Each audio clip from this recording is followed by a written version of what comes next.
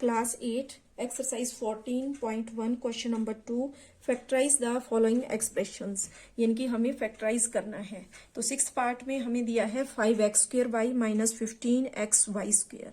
तो पहले हम फर्स्ट टर्म के फैक्टर निकाल लेते हैं। तो 5 के फैक्टर में 5 ही आएगा, क्योंकि 5 के फैक्टर या तो 1 होता है या 5। तो 1 लिखने की जरूरत नहीं है, 5 लिख लिया। x² x into x into y, ये हो गए 5x² y के फैक्टर। आगे हमने करने हैं माइनस 15 के फैक्टर। तो 15 के फैक्टर करके देख लेंगे। 3 5 जा 15, 5 1 जा 5, यानी कि 3 into 5 x y² into x into y², यानी कि y इंटू y।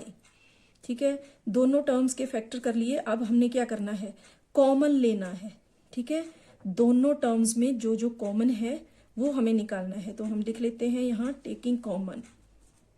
ठीक है, फ्रॉम ईच टर्म। तो क्या क्या कॉमन आ जाएगा, देखो फर्स्ट टर्म में यहाँ 5 है, सेकंड में भी है, तो 5 आ गया यहाँ कॉमन। उसके बाद x तो x भी कॉमन।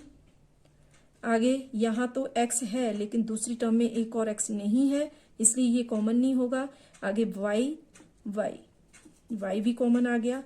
अब इसके अलावा और कुछ कॉमन नहीं है, तो ब्रैकेट लगा लेंगे और देखेंगे कि फर्स्ट टर्म में क्या बच गया जो कॉमन नहीं था। तो यहाँ है हमारे पास x। ठीक है, आगे माइनस, अब इसमें देखेंगे जो कॉमन नहीं था 3y, तो ये आ गया ब्रैकेट में, ब्रैकेट क्लोज। सिंप्लीफाई कर लेंगे, 5 into x into Y, 5xy, और ब्रैकेट में आ गया x माइनस 3y। तो ये कर दिया हमने फैक्टराइज। ठीक है, नेक्स्ट है इसका सेवंथ पार्ट। सेवंथ पार्ट में हमें गिवन है 10a² minus 15b² plus 20c²। तो यहाँ 10 के फैक्टर कर लेंगे। 10 के फैक्टर क्या आ जाएंगे, 2 इंटू 5, a² के लिए a इंटू ए हो जाएगा। आगे माइनस सेकेंड टर्म के लिए 15 के 3 इंटू 5, b² के लिए क्या हो जाएगा b इंटू बी, प्लस 20 के लिए किस तरह से हो जाएगा 2 इंटू 2 इंटू 5, 2 2 जा 4, 4 5 जा 20 इंटू c², यानी कि c इंटू सी। ठीक है, तीनों टर्म्स के फैक्टर कर दिए। अब हमें क्या करना है, कॉमन लेना है तीनों टर्म में। ठीक है, सिक्स पार्ट में हमें 2 टर्म्स दी थी, इसमें हमें 3 टर्म्स दी हैं। तो अब हमें जो तीनों में कॉमन होगा वही लेना है। तो देखो फर्स्ट टर्म में 2 है, सेकंड में नहीं है, तो इसका मतलब 2 कॉमन नहीं होगा। 5 फर्स्ट टर्म में है, सेकंड में भी है, थर्ड में भी है, तो 5 आ गया कॉमन। इसके अलावा a फर्स्ट टर्म में है, b में नहीं है, तो ये कॉमन नहीं होगा। और उसके अलावा कुछ और तो कुछ भी कॉमन नहीं है। ठीक है, c थर्ड में है, थर्ड टर्म में, लेकिन b में नहीं है, सेकंड टर्म में नहीं है। ठीक है, ना ही फर्स्ट टर्म में है। तो यानी कि 5 के अलावा कुछ भी कॉमन नहीं है जो तीनों में हो। तो बाकी हम फिर ब्रैकेट में लिख लेंगे।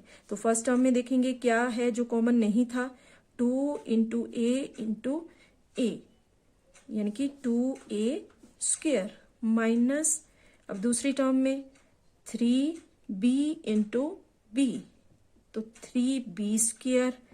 आगे प्लस थर्ड टर्म में देखेंगे 2 2 जा 4, c इंटू c² यानी कि 4c²। ठीक है, तो ये हो गया हमारा सेवंथ पार्ट। अब देखते हैं इसका एट्थ पार्ट। एट्थ पार्ट में हमें गिवन है -4a² plus 4ab minus 4ca। ठीक है, तो पहले हम तीनों टर्म्स के फैक्टर निकाल लेंगे। तो यहाँ देखो -4, तो माइनस के लिए हम अलग से इस तरह से लिख सकते हैं -1।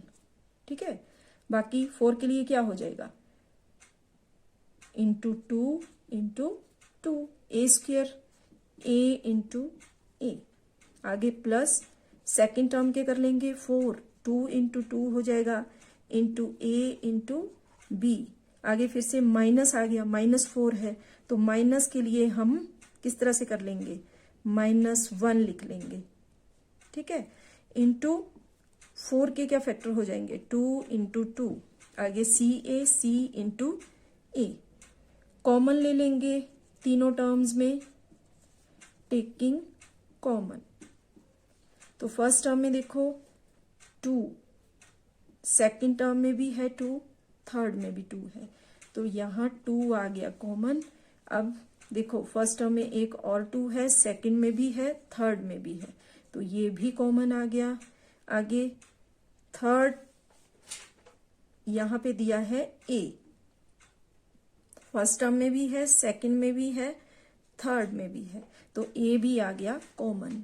अब देखो फर्स्ट टर्म में A है, लेकिन सेकंड टर्म में एक और A नहीं है, तो इसलिए ये कॉमन नहीं होगा, और फर्स्ट टर्म में अब कुछ नहीं बचा हमारे पास, तो इसका मतलब कुछ और कॉमन नहीं ले सकते। तो अब ब्रैकेट में देखेंगे क्या बच गया हमारे पास फर्स्ट टर्म में।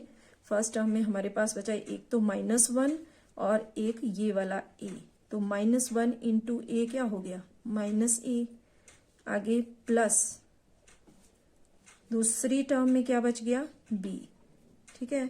आगे तीसरी टर्म में -1 और इसके अलावा यहाँ C बच गया, तो -1 इंटू C, -C, ठीक है। सिंप्लीफाई कर लेंगे, 2 2 जा 4 इंटू A, 4A, और ब्रैकेट में आ गया -A plus B minus C। तो ये हो गया फैक्टराइज। रिमेनिंग पार्ट्स हम नेक्स्ट वीडियो में सॉल्व करेंगे।